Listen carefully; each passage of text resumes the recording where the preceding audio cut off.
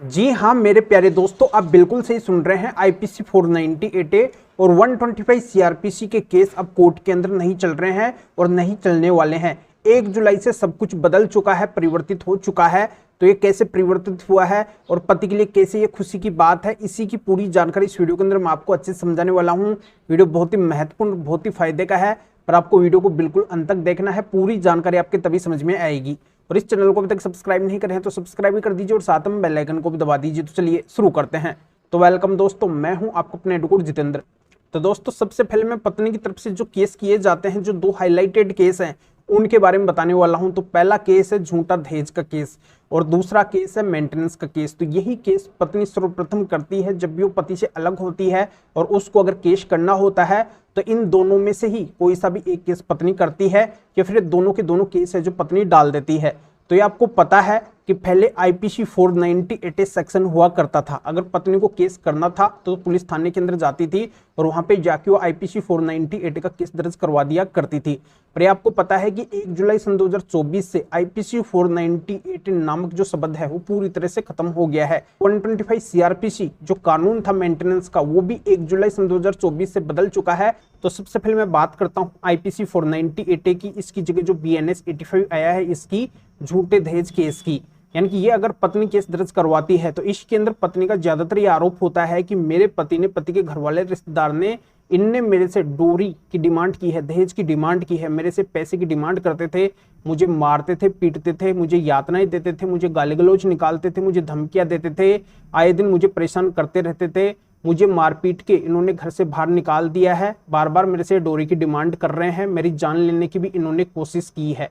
तो पत्नी के द्वारा ये आरोप तो लगा दिए जाते हैं, पर पत्नी के पास में इन आरोपों के कोई भी एविडेंस नहीं होते हैं, कोई भी सबूत नहीं होते हैं। पत्नी इस केस के अंदर कोई भी time, date, place, specific role अच्छे से मेंशन करवाती नहीं है।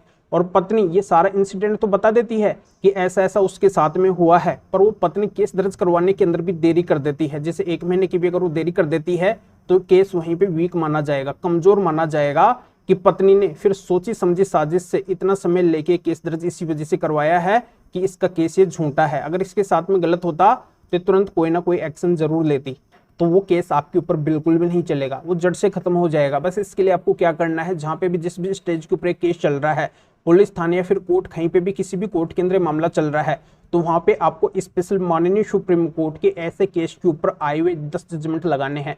ये 10 जजमेंट ऐसे जजमेंट है जो सभी पतियों को राहत देंगे, चाहे कोई भी पति क्यों ना हो, या फिर पति के घर वाले हैं, फिर रिश्तेदार है, सभी को इन जजमेंट से राहत मिलेगी। केस पूरी तरह से जड़ से खत्म हो जाएगा, क्योंकि ये स्पेशल टॉप मोस्ट सेलेक्ट किए हुए 10 जजमेंट है आईपीसी 498 झूठे दहेज केस के ऊपर।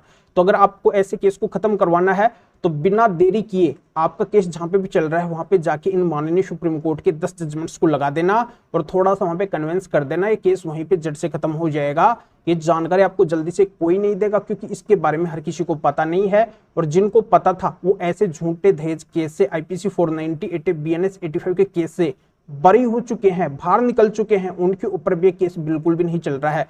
तो आपको ये मैं बेस्ट नॉलेज दे रहा हूँ, ये कानूनी जानकारी दे रहा हूँ कि आज के समय के अंदर अगर आपको सफलता हासिल करनी है, इस केस से अगर आपको मुक्ति हासिल करनी है, तो आपको इन 10 जजमेंट को ऐसे केस के अंदर जरूर लगाना पड़ेगा, तभी आप ऐसे केस से बाहर निकल सकते हैं, अन्यथा बाहर निकलने का कोई भी रास्ता नहीं है।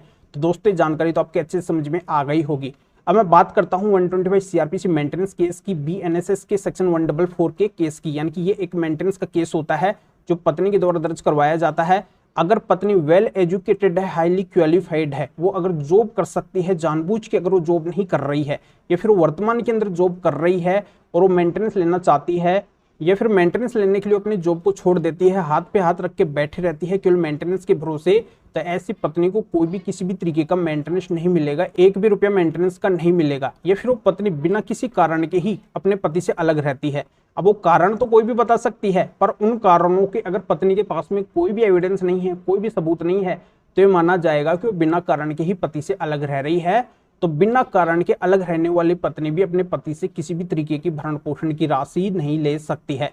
तो दोस्तों बस आपको यही ध्यान देना है, ऐसे मेंटेनेंस केस के अंदर अगर पत्नी कमाने में सक्षम है, वो अगर कमा के खा सकती है, तो उसको आपको मेंटेनेंस नहीं देना पड़ेगा, और बिना कारण के अलग रहने वाली पत्नी को भी आपको मेंटेनेंस नहीं देना पड़ेगा।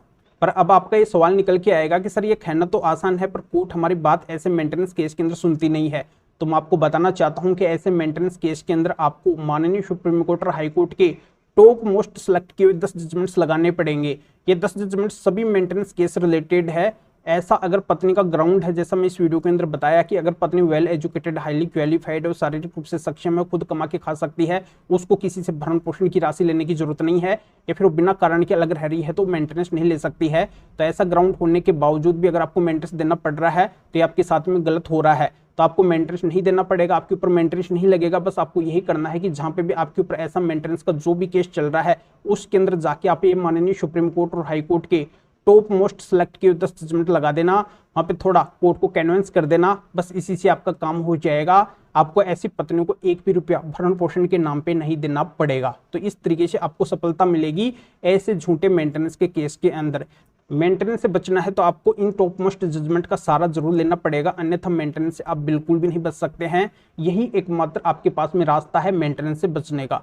तो दोस्तों जानकारी आपके अच्छे से समझ में आ गई होगी।